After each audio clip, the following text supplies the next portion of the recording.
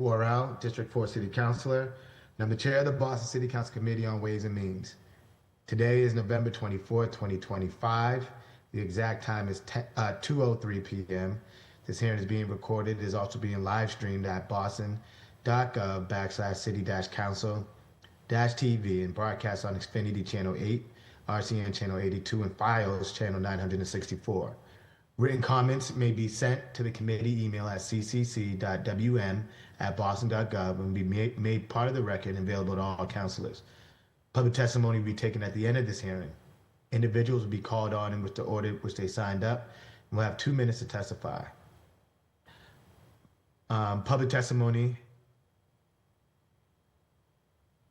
If you wish to sign up for public testimony and have not done so, please email our Central Staff Liaison, Karishma Chauhan, at karishma@boston.gov for the link, and your name will be added to the list.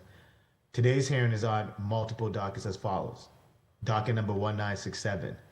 Message in order for your approval in order to reduce the FY26 appropriation for the reserve for collective bargaining by $6,733,196 to provide funding for the police department for FY26 increases contained within the collective bargaining agreement between the City of Boston and the Boston Police Patrolmen Association. Docket number 1968.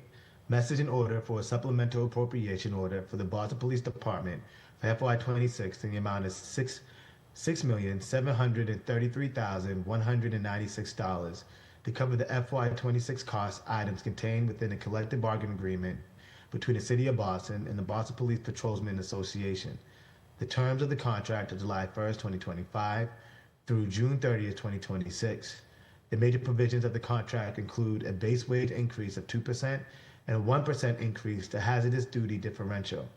The contract also contains reforms relating to police performance evaluations and will require officers to wear name tags. Docket number 1969. Message in order for your approval in order to reduce the FY26 appropriation for the reserve for collective bargaining by $506,452 to provide funding for the Boston Public Health Commission for the FY26 increases contained within the collective bargaining agreement between the Boston Public Health Commission and the SEIU Local 888 Program Collective Bargaining Unit. Docket number 1970. Message in order for a supplemental appropriation order for the Boston Public Health Commission for the FY26 in the amount of $506,452 to cover the FY26 cost items contained within the collective bargaining agreements between the Public Health Commission and SEIU Local 888 Programs Collective Bargaining Unit.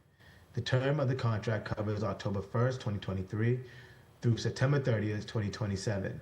The major provisions contract include base wage increases of 2%, along with flat dollar weekly increases totaling to an annual increase of $500, $200, $550, then $500 to be given in January of each year of the contract term. The agreement also includes amendments to the longevity/career awards and reclassifications on lowest paid employees. These matters were sponsored by Mayor Michelle Wu and referred to the committee on November 19th, 2025. Today, I'm joined by my council colleagues in order of arrival, Council Fitzgerald, Council Weber, and the Vice Chair of the committee, Council Pepin. I'll now turn it over to the administration panel for them to introduce themselves and to provide any information or their presentation. The floor is now yours. Thank you, Chair Worrell and Councilors Fitzgerald, Weber, and and Council Pepin, my own city councilor. Thank you for taking the time today. My name is Jim Williamson, Budget Director here at the City of Boston. I'm joined by Renee Bushy from the Office of Labor Relations, Lou Mandarini, who is a Senior Labor Advisor to the Mayor, David Susich is from the labor team at Boston Public Health Commission, and John Wilton from the Boston Police Department, the labor group, and I'm not sure if you rank Sir John Brown from the Boston Police Department. But so we appreciate this opportunity to talk about these 4 dockets and their implications for the city budget. As you just talked about in your introduction, dockets 1967 and 1968 move $6.7 million out of the collective bargaining reserve into the Boston Police Department's budget to fund the contract between the city and the Boston Police Patrolmen's Association. In dockets 169, 197, move $506,000 out of the collective bargaining reserve into the Boston Public Health Commission budget to cover the union contract between PHC and the SEIU program's budget. As was approved in the FY26 budget as finalized in June 2025, it included a $102.7 million collective bargaining reserve in aggregate. There have been 5 collective bargaining agreements that have been approved by the City Council so far this fiscal year, totaling $58.5 million. And with these 4 additional supplementals that total $7.2 million, the City Council has approved, will have approved $65.8 million with the review and approval of these last 4 dockets.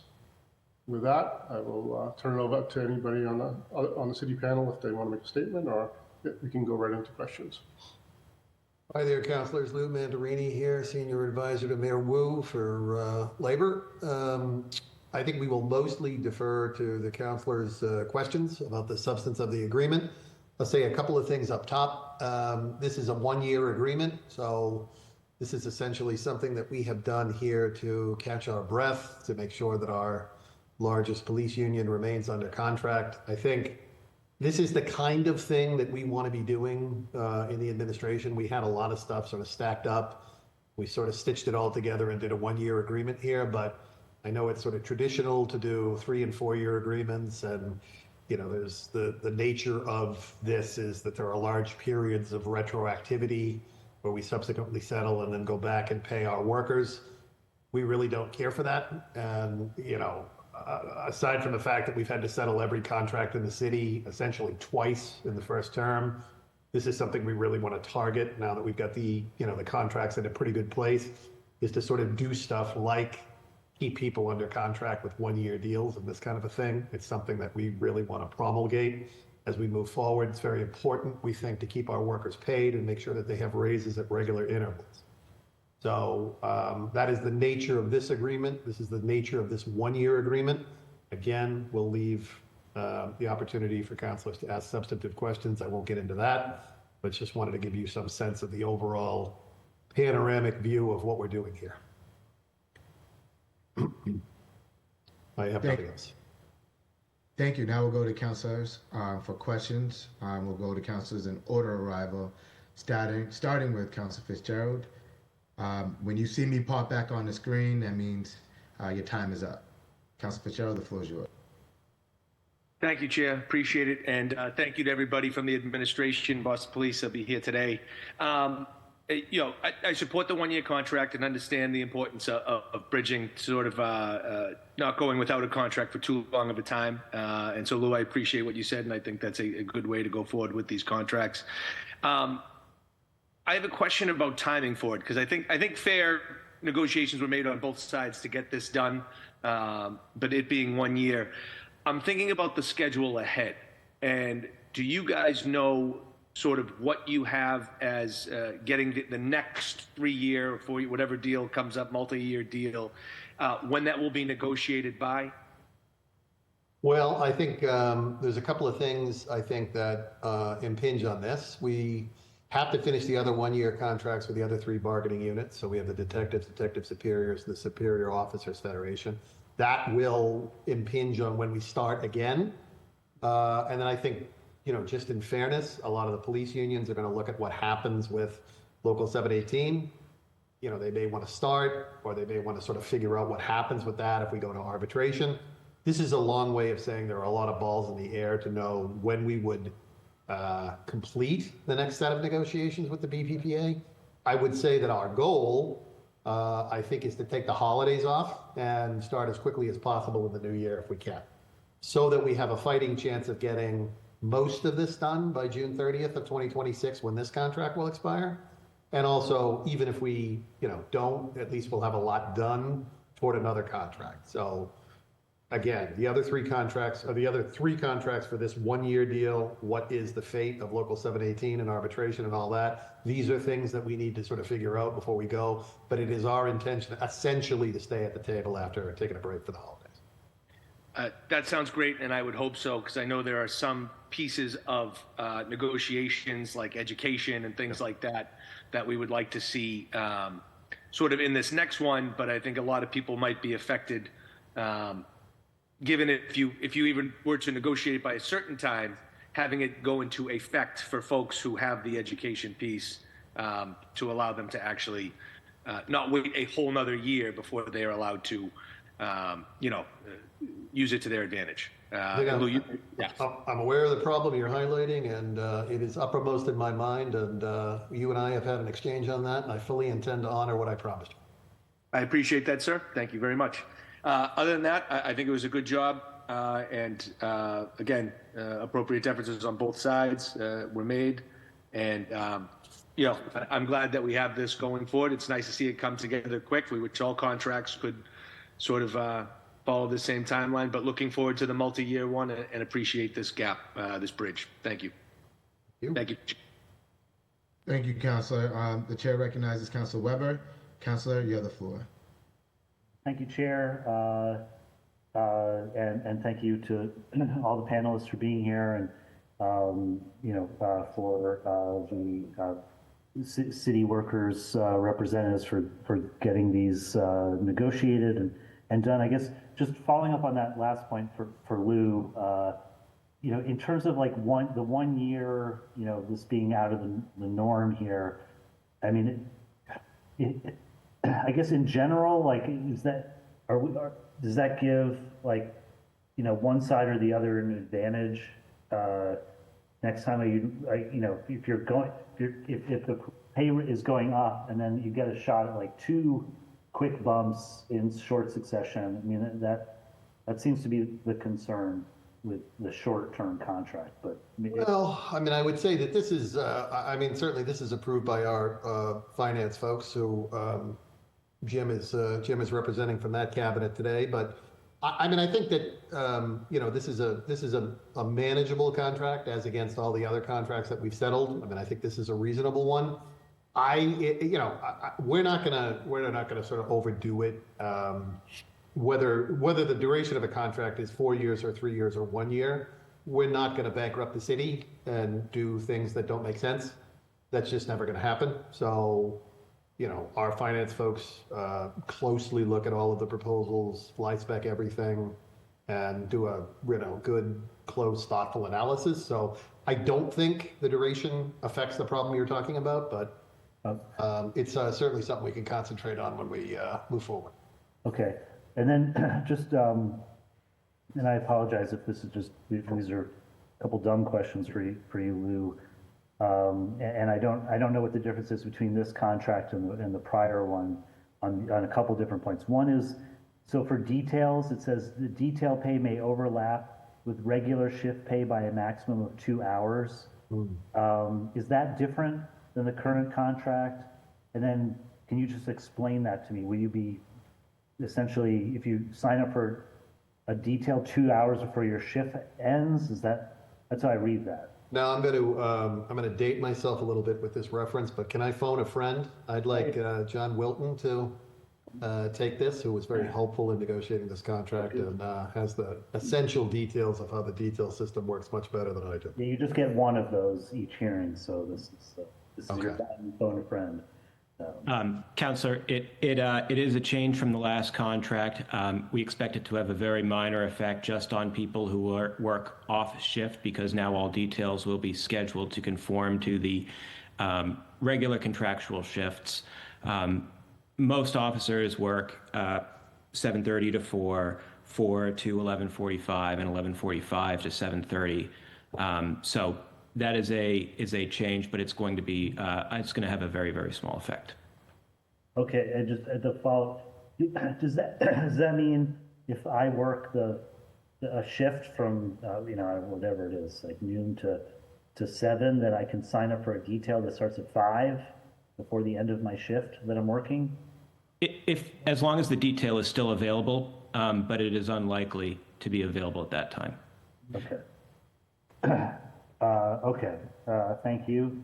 The other one was just to compare this to, on the sick time redemption and retirement, it just says, now it can be 40% of unused sick days. I don't know what the current contract says. Do you know what the? I can tell you that. So there was a little bit of a gap here that developed between the various 4 bargaining units in the police. So we have the BPPA and then the detectives unions. I think I'm correct about this, but somebody can correct me if I'm wrong.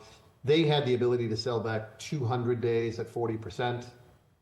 And then the Federation, which is sergeants, captains, and lieutenants, had the ability to sell back 260 days at 40%. So this is essentially about better equalizing what happens between our largest police union with respect to this and the other unions. That, the union with 1,600 members, the union that most people interact with when they deal with the police in the city overwhelmingly by a factor of 4, 5, 6, 7 to 1. It was just closing the gap on what the rank and file patrolman could sell back versus the other unions. That's what that is. So it's making it a little bit more equitable between the 4 unions. Okay, thanks a lot. I guess going into, well, I mean, have you looked at the numbers for overtime spending for last fiscal year and, going into next contract? I mean, is it correct to say there's nothing in this contract that would lower overtime spending? Just looking at. I don't think that's correct, no. Actually, Counselor, yeah, the expansion of the summer vacation periods. Okay. It spreads out the number of summer vacation periods across more dates. And so you have less people off at any one time. So in the case of a district of 112 patrol officers, you would expect to have 14, you would expect to have 14, now it's 14 off at any one time, but prior to this, it would be 16 off at any one time. So it reduces the replacement hours, replacement overtime during the summer months. Counselor, I would add too on the sick time buyback. So a phenomenon that you see at the end of, officers' careers is that they'll sell back what they can sell back, but then use a lot of accrued unused sick time, which has a cascading effect of people being brought in to cover on overtime and all of that kind of a situation. So the ability to sell back this time means less time gets used at the end of an officer's career. We're having less requirement of bringing people back on mandatory overtime to cover that. So that's another thing that potentially gets at overtime too. Okay, well, thank you. I get just my last quick question, Chair, on the 888 contract. Just in terms of, other than the pay bumps, what else can, unless I'm looking at the wrong version of this, sorry. Anything else you want to highlight in that contract that is? Oh, sorry, Dave Sussex, that's for you. It looks like we're crossing over here. Sorry, yeah, you've already overextended your limit. Of course, David, anything you want to highlight for what this provides for our 88 workers? Yes, thank you. So, in addition to the general wage increases with which Chairman Worrell went over at the beginning, we've also focused on reclassifying some of the positions, particularly focused on the lowest paid positions. So all of the employees in the lowest 2 grades are being reclassified as part of this agreement. We also agreed to an employer-funded legal services plan, which one of our other units has and a number of other city units has. And we also made some adjustments to the longevity award program to bring it in line with one of our other contracts. Okay, thank you very much. Thank you, Chair. I appreciate the time. Thank you. The chair recognizes Council Pepin. Councilor, you have the floor. Hey everyone, thank you, Mr. Chair, for hosting this space, and thank you to everyone for being part of this. One, I'm just very glad that we are close to just reaching an agreement with another contract for our hardworking City of Boston Police Department. Something that I prioritize a lot and I want to ask about is, are there any protections for the police officers' mental health and any time regarding taking time off if they need it because of mental health needs?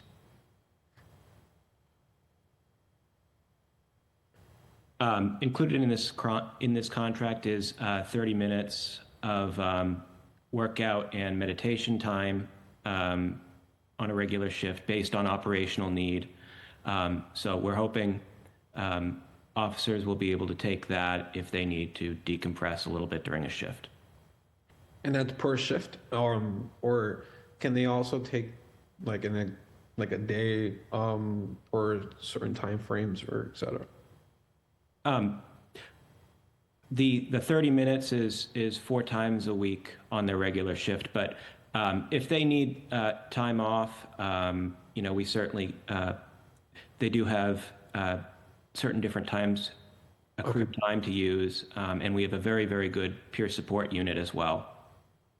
Okay, no, I appreciate that. We just had a hearing the other day of the work that the police officers do with responding to calls that they have to go with the BEST team, the BEST team, and just learned a lot about the things that they go through. So wanted to make sure that this was part of it. Also wanted to know that through the process, were we able to identify any savings or efficiencies as a result of a new contract for the City of Boston? I would say that the one that I'm looking forward to the most is the summer vacation expansion.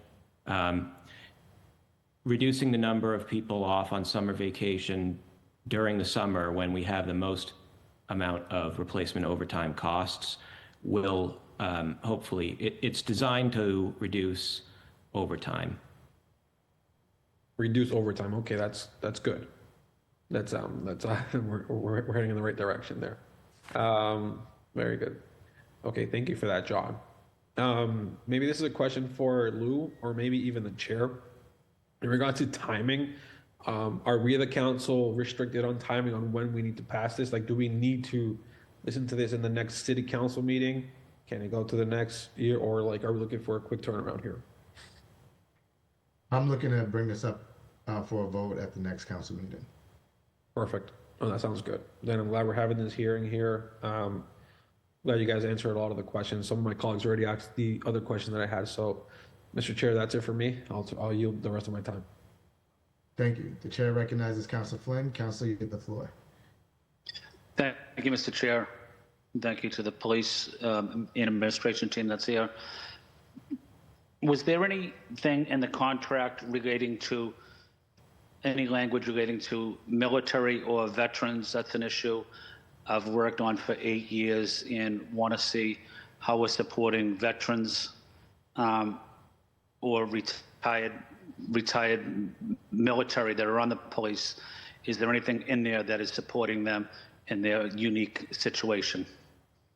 Counselor, if I may, there is nothing in the collective bargaining MOA specifically dealing with that. However, we did, as an administration, roll out a change to the amount of time that veterans can have on Veterans Day. Glad to brief you separately about that. That actually relates to all city workers, all veterans in all of our unions. So if we could seasonably update the record to give you the details on that, that is something we rolled out on Veterans Day that was very much targeted to exactly what you're asking about. Thank you. Can you explain to me the increase is basically 2%, is that accurate? It is not. 2% is the wage or the cost of living adjustment. And then there is a 1% that is going into hazardous duty. So that's a differential that everybody in the bargaining unit gets. So it's a 2% plus that 1%. Okay, 3%. Okay. One of the issues I've focused on is supporting police officers in giving them time off with their families. In my opinion, we don't have enough police officers in the city. Police officers are consistently working 16 hours a day. But how does this contract support police officers and their families in ensuring police officers have the ability to work their shift and then go and support their families, whether it's taking their kids to after-school programs, sports programs, but the forced overtime is still a concern for me, and I'm going to continue advocating for hiring more police officers in the city.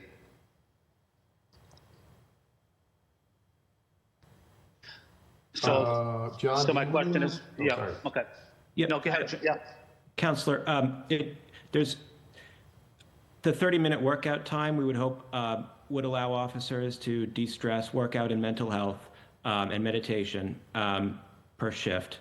There's nothing in the contract that would prohibit required overtime, but we are. Yeah, but John, my concern is when a police officer is working their shift, their 8-hour shift, at the 6th hour, they have another 2 hours left in their shift. Then they're called by their supervisor, and that they have to work an extra 8 hours, even though they have to take their kid to a after-school program, they have to take their kid to a tutoring program. That's unfair to me. That hurts morale. That hurts. I believe it impacts physical health. I believe it impacts mental health. It's not good for the city either. Am I describing that accurately, John? I believe you are, Counselor, and we do take it seriously. We don't like we don't like requiring overtime. There are times when it might be necessary based on the staffing levels. I don't know if Deputy Brown, you might have any input on anything here on the staffing. Well, just relative to the overtime, yeah, I mean, I think that the new vacation will definitely help, especially in the summer, because those are the times we have the most requirements when we need officers around.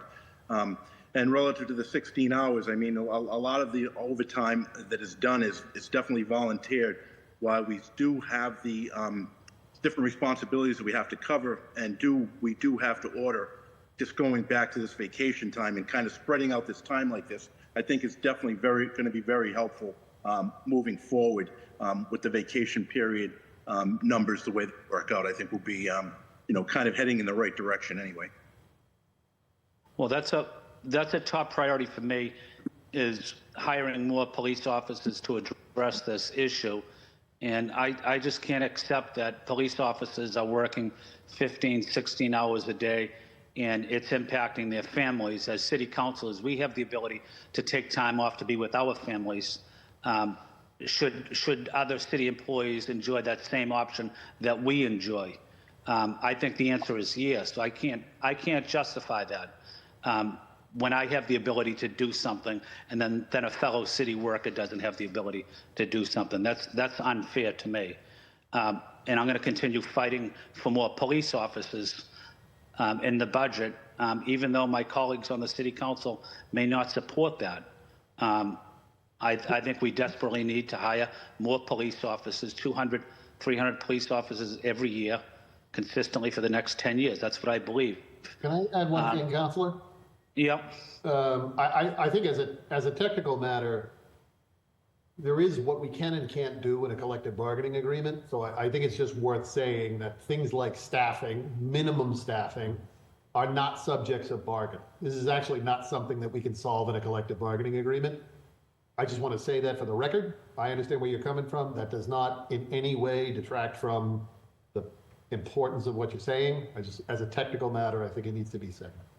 I understand that, but I live in neighborhood and represent a district that has a lot of police officers. And they talk to me all the time about these challenges that their family experiences. And I can't sit here as a city councilor and remain quiet. That's not my job. My job is to fight for city employees. I think it's unfair that police officers are working consistently 16 hours a day, and they're not able to take their kids to an event. They're not able to spend time with their spouse because at the last minute, they were called to work on another shift. That's what I believe. I believe we have to be consistent, be fair, be respectful to these fellow city workers, and they're our neighbors. They're our youth sports coaches. They're active in the community, and I think they're asking for a little bit of respect from us.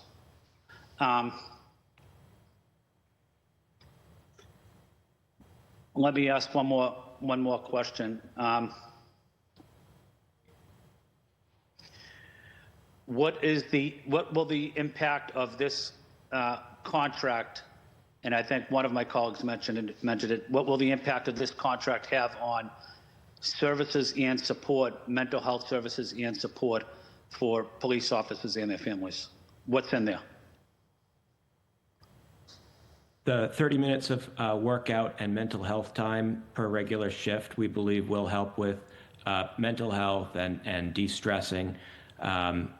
We also have, as I mentioned, a very, very good and dedicated peer support unit up in the chief's office that is there to help and assist with anything that any officer might be going through. Thank you, John. Thank you. Mr. Chair, I have no further questions. Thank you, Councilor Flynn. And I just want to also just say that, the council has funded for 200, what I'd like to say, these super classes. And what we have heard from the police department in the past is that they're not able to get the 200 recruits, but we are actively funding for these super classes, and it's all about recruiting. The chair now recognizes Councilor Murphy. Councilor, you have the floor. Thank you, Chair. I'm going to turn my camera off. A few things. Yes, we have supported the funding for up to 200, but I do believe that as these contracts get stronger and are more favorable, more people will apply, and we will have enough offices applying to then want to fill these classes. So it is directly related, even though it's not the language or what's part of a collective bargaining, but staffing levels will definitely be improved if more and more people see that, the union leaders are, fighting hard to get better contracts for their workers. So just wanted to say that everything is kind of connected there. John, can I ask you a few questions about vacation time? Of course, Councilor. Yeah, so there are, how many vacation days does a patrol officer get? It depends on the amount of time that they have. Seniority? Seniority, yes. I believe they start with 15 and it goes up to 25 days. And so if you're starting out and you have 15 vacation days, do you have any sick days or is it all considered the same?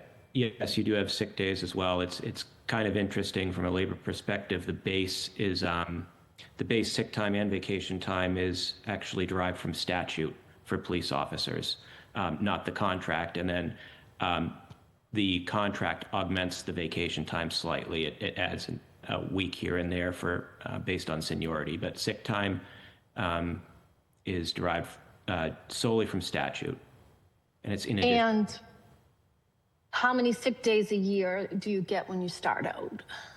I believe it's 15, Councilor.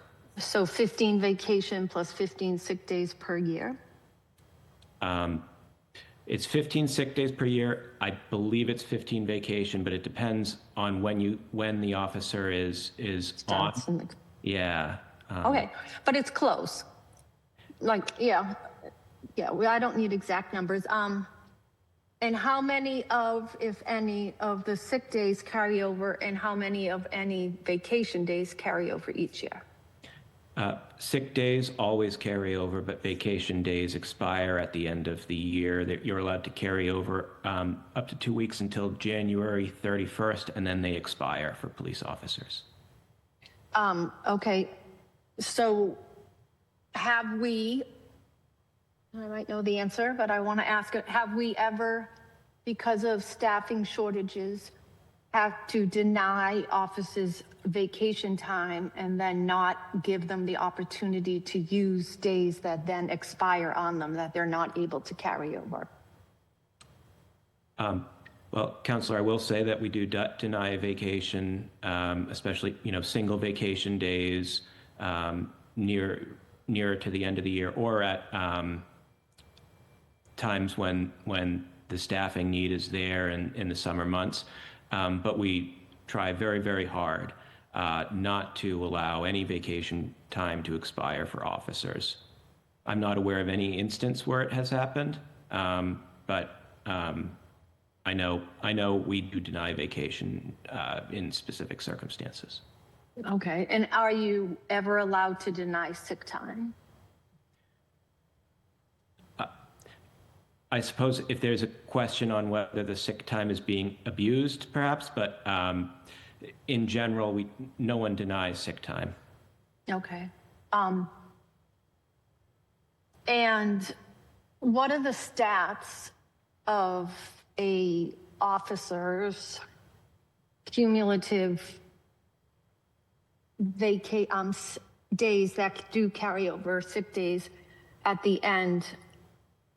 How many officers have more than, you said you increased it, but it was 200. How many hours can they now cash out at 40% at retirement? They can now cash out 250 days, Counselor. And it had been 200. Yes. And the reason I'm assuming you increased it is because there were many officers who were leaving days on the table? True? Not true? I think it was a proposal that we agreed to. It was a proposal put forth from the union. I can't speak for them as to why they put it forward. And is there a reason, do you know, and maybe someone else, and I know I asked you, but if anyone else on the call has answers too, I don't want to make you think you're the only one, but I know you probably know these answers. I was a school teacher those years, and our days could accumulate as many as you wanted, and many teachers, like officers, work, decades of service, and there was never a limit of how much you could cash out. So it just seems, counterintuitive that we offer these days, and then at the end we take them back and not pay them out for it, because you can argue that taking the day is 100%, and cashing it out, like the city does save 60% when they are cashing out at the end.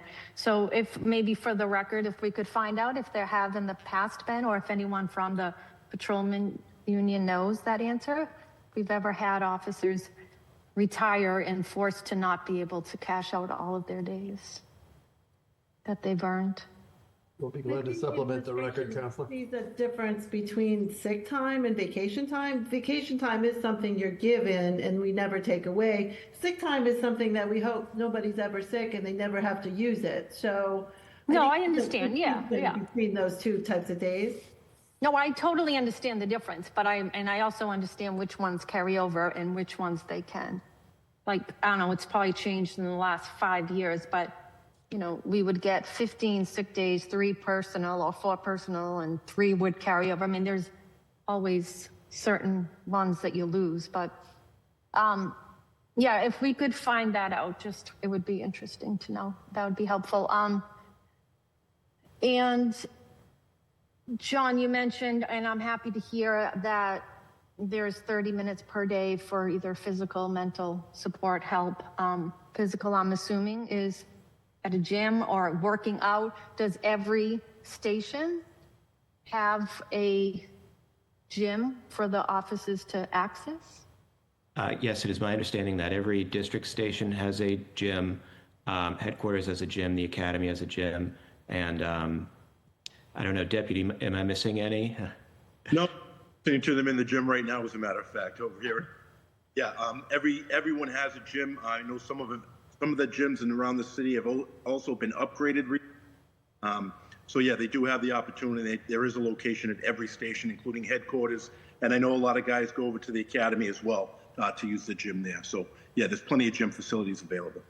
Counselor, if I could add one more thing, there is currently, prior to this MOA, patrol officers had to pay a fee to use these gyms, and we're actually waiving that now, so the use of the gyms is going to become free. That fee is going away, and the city will do the outfitting and the maintenance of those gyms directly. And do our SEIU, I hope EMT also, but call takers have free access to those gyms also? They do not. That's not in their collective bargaining agreement. Maybe we can fight for it, knowing that they have high stress level also. Okay, my colleagues have asked a lot of, I don't want to ask redundant questions. I think I have all the questions I want on the record, but thank you, Chair, and looking forward to voting in support of this at the next council hearing. Thank you. Thank you, Councilor. Thank you.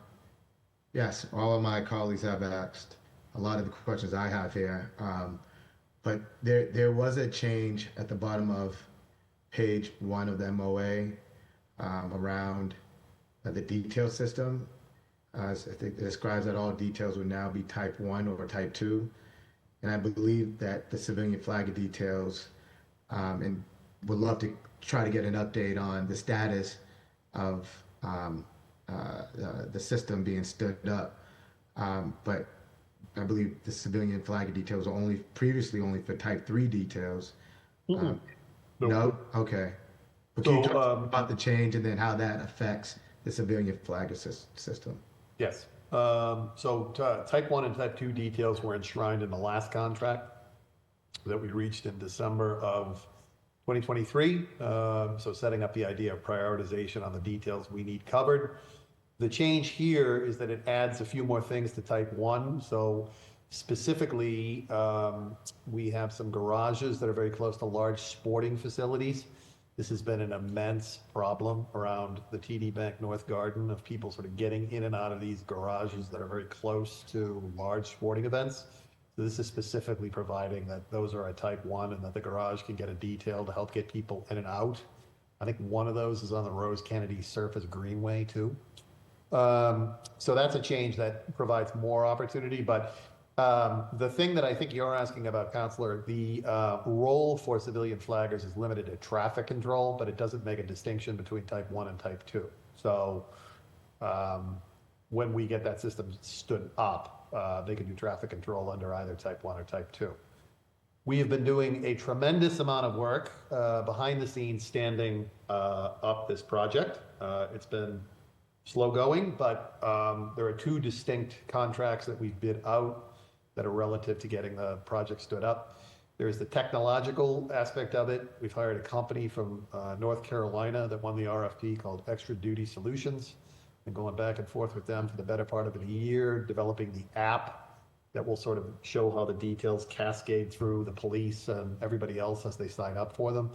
And then the second one is the actual hiring of the personnel. That's an RFP we put out in the spring. It was won by the Ed Davis Company, and we've been going back and forth with them about how to ensure that as employees, they're getting, various employees are getting all of the benefits that we're looking for. We specifically provided in that police contract in December 2023 that the contractor would hire employees and that they would have all the benefits that come and all the protections that come with being an employee as opposed to an independent contractor. So we've been going back and forth with that with the Ed Davis Company to set it up. We anticipate progress shortly, but we're essentially reshaping a detail system that's existed as it has for 50 years. So speed is the enemy of precision and effectiveness. So I hope that is enough of an update and answers your questions, though.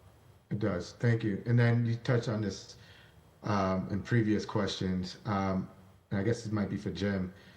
Can you talk about like the impacts or the effects, contracts the BPPA being one of the largest unions, have on our city's pensions obligation? And then when you're, negotiating contracts, how does the city account for pension and our pension and OPEB obligations? That's a great question, Counselor. It doesn't like immediately directly impact the pension schedule, but when our revaluation is done periodically, the wage growth, not just BPPA, but all city wages are factored into the liability calculation. So it will influence the cost of pensions. All right, then my last question is for on the Local 888 contract. Can you talk to me about, and I'm assuming wages, but any other benefits with the reclassification from public health advocate to coordinator one? Yes, so in addition to the general wage increases, we've done a series of reclassifications as part of this agreement. They're focused on the lowest paid, lowest graded workers. So there's multiple titles who are affected by that, and the lowest 2 grades that we use, those folks are being upgraded. Then at in one of our particular programs, one of our bigger programs at Healthy Baby, Healthy Child, we're changing the staffing mix there a little bit. We have a number of titles, both clinical titles and outreach titles. So we're going to change the mix of that a little bit, where we're going to switch from not just using public health advocates, but using program coordinators, which we can get a little bit more from in scope of work. And so some of those public health advocate, we call them public health advocate 2s, that's the higher of the series, are going to be reclassified as coordinators with a job description change and some scope of work changes as well. Thank you. Thank you for answering all of our questions. Thank you for your hard work to come into this agreement. We'll now go to public testimony, and my understanding is that we have one person signed up for public testimony. For those testifying on Zoom, please accept the message asking you to be promoted to a panelist when it appears. We will go to Jamie, a union rep for the BPPA. The floor is now yours.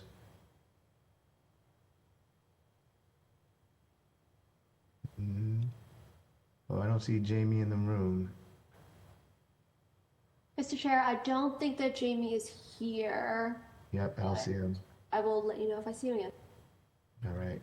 Well, as we wait to see if Jamie's in the room, does any of my other colleagues, by the show of hands, virtual hands, have any additional questions for the administration? Counselor, can I just note one more thing that we haven't talked about at all in this, and it just occurred to me. One of the big things that we got out of this, and why I would call this the second reform contract in a row, we did not dwell for a moment on the subject of name tags. That's been something that the city has been after for a very long time, is to get patrolmen wearing name tags so that when our residents have interactions with the police, that whole thing is, it's much easier to sort of engage with a name than a badge and a number and all of that. So we consider that to be a very significant part of this package, and one bit of unfinished business that we're particularly glad we were able to accomplish. Yes, thank you for that. Very important step in this contract. Just got word that Jamie will not be testifying. So again, thank you to my council colleagues, IGR, central staff, the administration, for all your hard work in the BPPA to get into a contract. And with that said, this hearing on docket numbers 1967 through 1970 is adjourned. Thank you, everyone. Thank you. Thank you, Mr. Chair.